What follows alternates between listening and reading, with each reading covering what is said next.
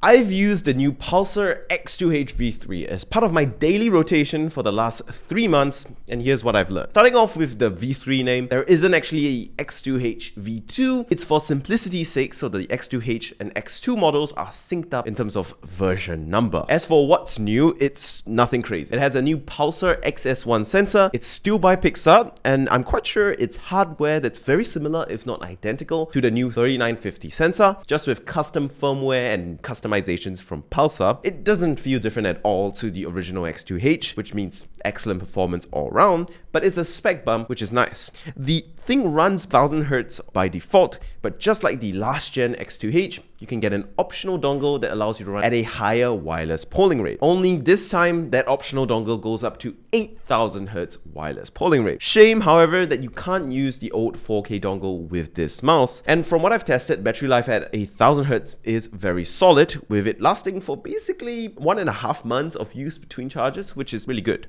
Do note, my usage hasn't been extremely heavy because it's part of a rotation, so at most 2 to 3 hours a day. The coating is also slightly changed from the OG, being a little grippier than the original X2H, a good thing, and the scroll wheel also feels a little sharper. I have to note the thumb buttons are greatly improved. Way less wobble, very crisp feeling, very sharp, and basically no post-travel at all. My main issue, however, with the original X2H was with the clicks. They were a little sticky and clunky, but the X2H really fixes all of that. There's no weird double clicking feel or stickiness, unlike the original X2H. And the V3 also makes the clicks lighter, more consistent, and crisper. It's a net improvement. It's very locked in and well secured with no pre-post travel or even wriggle, and it's very solid clicks. It's not quite perfect yet, and I still think it loses out to some of its competitors like the Viper V3 Pro, but this really takes the X2H clicks from very jarring to me to actually quite enjoyable. All around, these are nice improvements. Not enough to justify upgrading from the last model if it's still working,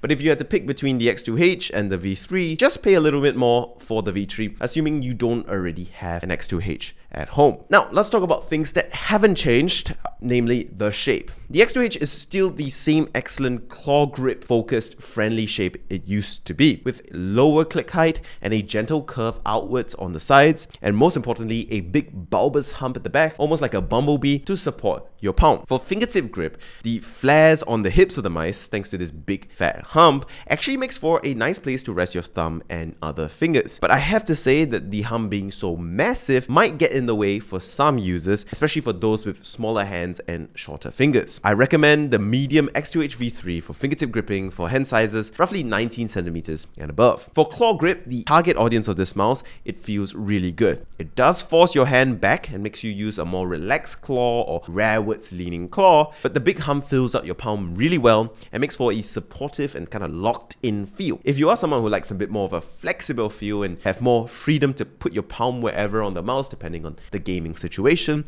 this might not be as ideal, but if you like that security and support, this is a very good shape for claw. If you do have a forward-leaning claw grip though, you might want to look elsewhere because the big hump does get in the way. I have to say though, even though my 19.5cm long hands feel like it will be big enough for the X2H V3 medium, I think because of my shorter fingers, I find it a little harder to get a comfortable hold on it, mainly because my thumb and forefinger are quite short, so gripping around the sides is a little bit difficult with the big flat arches on the side that kind of get in the way a little bit. I still like the shape, but I think it's a bit unwieldy, and if it could just be ever so slightly smaller, it will be just nice. But that is a subjective personal thing, and I don't think most people have fingers as short as I do. I really have quite stubby fingers relative to the length of my palm. If your hands are bigger than mine at 19.5cm long, or you have a similar sized hand as mine but longer fingers than me, I think the X2H V3 will be a good fit. If not, the smaller size version of this, the small one, will likely do you better. Lastly, palm gripping with the X2H V3. Not something I recommend at all with the shape. The massive hump just rotates your hand backwards, meaning it's not comfortable at all, and the hump just feels obtrusive. This is a claw or fingertip grip only mouse in my opinion, and as a result, if you want a palm, get something like the X-Lite V4. As for a couple other things that they didn't change that are still excellent on this mouse, the build quality is still great. You got great fitment, the panel alignment is very nice. The PTFE feet are still the same which means very slippery and rather solid quality, and it's still an excellent 53 grams, making it a very lightweight gaming mouse that feels good. In conclusion, this is good. It's better than the original, and I think it's worth the extra money over the original X2H, assuming you're buying one and you don't already have an X2H. Thanks for watching, like and subscribe.